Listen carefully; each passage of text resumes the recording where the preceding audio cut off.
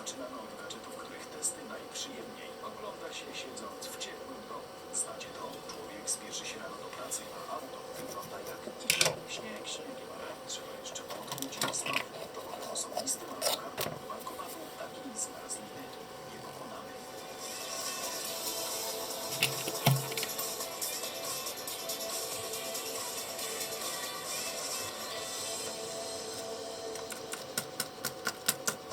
Na wsi o tej porze słychać pianie kołutów i szczekanie psów, a w mieście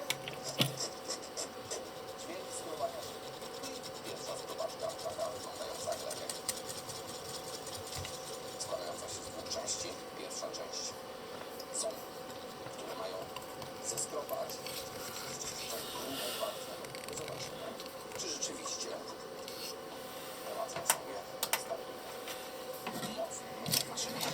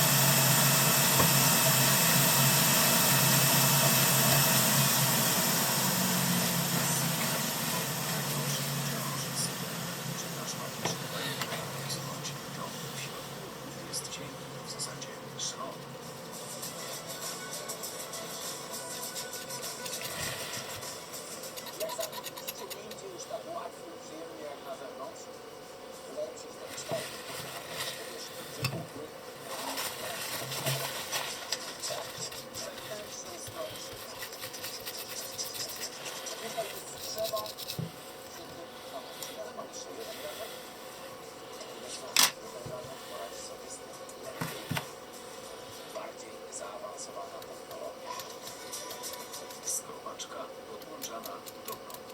A co? Skrobaczka z grzałką. Czegoś nie myślałem, ale trzeba przyznać, że to już jest naprawdę gadżet. A teraz zobaczymy, czy ta grzałka w tym gadżecie grzeje.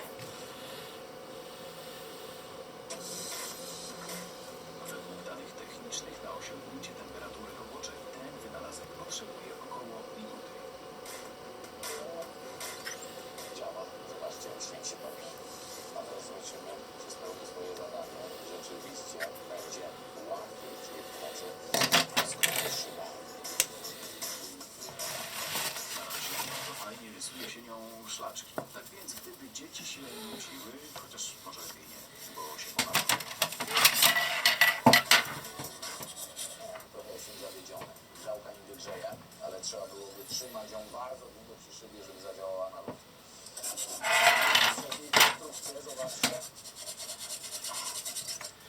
To